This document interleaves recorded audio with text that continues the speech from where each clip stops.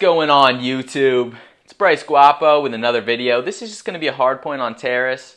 Not the greatest of videos, but just something light that I want to bring you guys while I talk about some important things that are happening right now in Call of Duty and my life, I guess.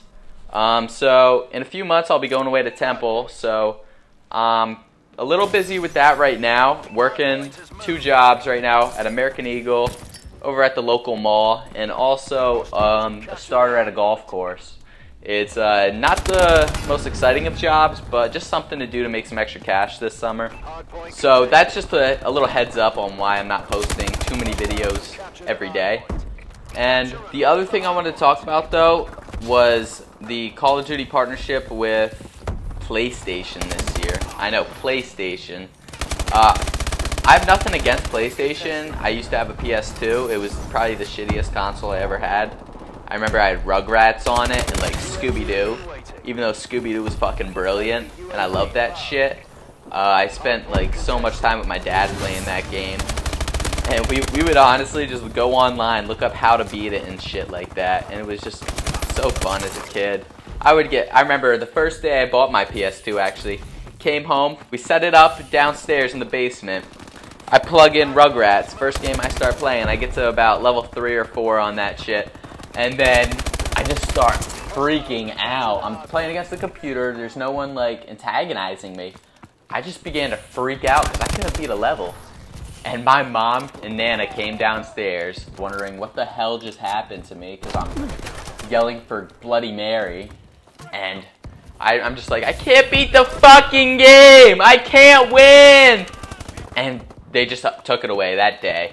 So I lost my PlayStation the first day I got it. She's a little bit more lenient now with the language and the yelling, because she knows that I'm putting up with some fuckers on Xbox Live. So yeah guys, I have nothing against PlayStation at all. I just think that the whole partnership with Call of Duty is going to be a huge mix-up from all the previous DLCs being released early on Xbox, and now them being released early on PlayStation 4 is going to be pretty insane. I'm not going to go buy a PS4. I might, I probably won't. I'm big into zombies, so I won't be able to bring you guys the zombie gameplay right away, the day it comes out, or like Easter eggs or anything, unless I get the PS4, which is going to be a little weird with that. But I'm not too worried about the DLC, like the map packs or anything, other than zombies, just because usually the maps that they create with the game are the best anyways, unless they're bringing back other maps. I really love those World at War maps they brought back when they brought back Cliffside to that golf country club. And another good one I really liked was when they brought back Firing Range in the Black Ops 2. That was a good move. And the last thing I could really say is I really like Dome from World at War. Not a lot of people loved it, I guess, or they never brought it back for some reason. But I'm sure they probably won't bring it back in this one just because they already have Nuketown, which is their money-making map now. I think the main thing that most people are worried about with the switch from Xbox One to PlayStation 4 is going to be the competitive Call of Duty. Because I have a pretty good feeling that COD Championships will be moving over from Xbox One to PS4, along with competitive Call of Duty entirely. And that's just simply because the Call of Duty franchise and PlayStation 4 now being in the partnership deal will not let people be playing Xbox 360s or Xbox Ones at a competitive Call of Duty. And it just doesn't make sense. They're going to be branding their own product, and I don't blame them. I mean, obviously, who would do that? Why would Xbox have PlayStations at their event? I think this is mostly just going to be hard on people who don't play too competitively, but enjoy playing competitively sometimes. That's kind of like me. I used to play some game battles and wager matches on Call of Duty Ghosts. Not too much in this game. Now that that's going to be moving over to PS4, I don't know how that's going to work with Xbox One at all. I mean, the exclusivity deal, that still means we're going to still get the game, we're going to get everything else, we're just not going to get the DLC the same time that PlayStation 4 gets it, and we may lose competitive Call of Duty. There's just a few things that I'm worried about with this whole Call of Duty partnership and PlayStation 4. If you can remember a few years back, I think I was in 6th grade, so what would that have been? 2009, maybe? You had PlayStation 3 go down for about 6 months because people hacked PlayStation. I can't make any judgment calls on the new PS4 because I haven't played it enough.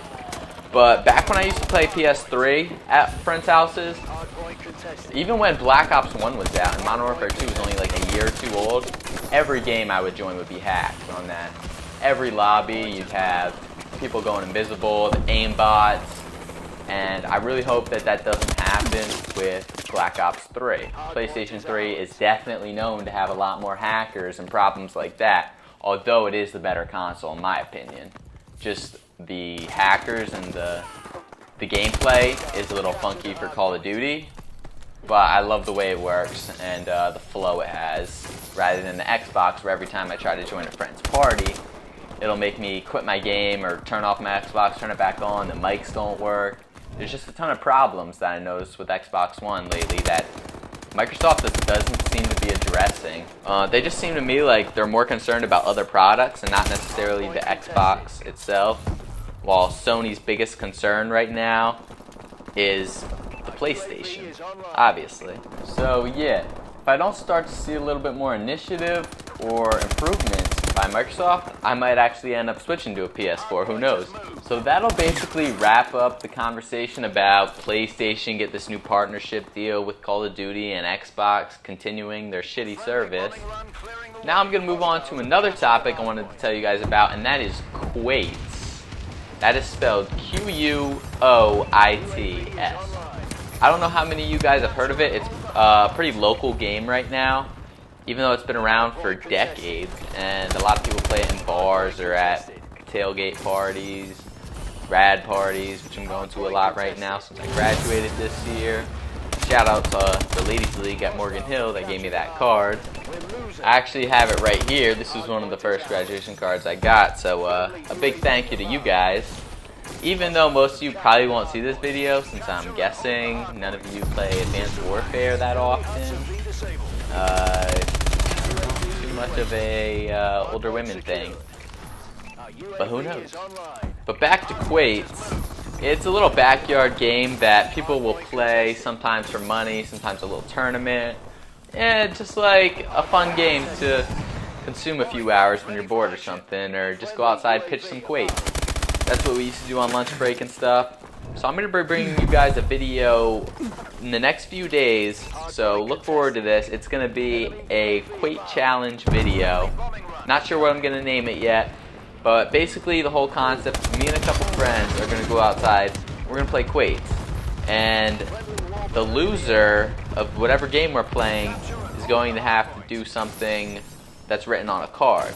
Now, it could be anything from eating something disgusting to having to do something that they don't want to. And it's just going to be something a little fun for you guys coming out. Yeah, so look forward to that in the next couple days. And we're all about the same skill level, so it should be pretty interesting to see who has to do what. And finally, I just want to talk to you guys about a few adjustments I'm making with Call of Duty right now. I've been playing the standard settings for a while now. This year was actually the first year I got into the tactical settings, and I'm thinking about switching that up completely and going to the claw. Now, anyone who knows what the claw is, it's basically hold the controller like this, right? And this finger will shoot, your middle finger. Your index finger and your left finger are still going to stay the same, and your right thumb is going to stay the same for aiming, except this index finger right here is going to be used to press all the buttons. So I've been giving that a little bit of a go. I'm horrible at it. Absolutely horrible at it right now. But I just think it's a nice change. A lot of the great players use that, like Optic and some other MLG players will all be using that. And it just helps a little bit with being able to jump shot and avoid bullets while you're in midair. Now this is just one thing I want to try instead of buying the SCUF controller, because that is a little expensive and I haven't heard the best reviews. I know they're really helpful, but the lifetime warranty is not exactly there. So I'd probably be buying a controller like every year or two, and I don't really want to do that. So I'm going to try the claw. Maybe I could just make the regular Xbox controller work out for me. And I know that's how some of the best players play with, just a regular controller. So you guys can expect some pretty funny gameplay of me trying to use the claw at first. And I might do a live stream. I'll probably do that for my first live stream. Let me do me using the claw settings. And it'll probably be horrible, but it'll be funny for you guys to watch. So I think that's about everything I need to share with you guys in this video. If you liked it, give it a like. If you disliked it, give it a like anyways, because it's opposite day. And yeah, subscribe so you can see that Quoits video coming out very soon. Expect a lot more Advanced Warfare gameplay on the way, some live streams, some 2K, some Quoits. You're gonna see it all here first. It was Bryce Guapo. I'm out of here. I'll see ya.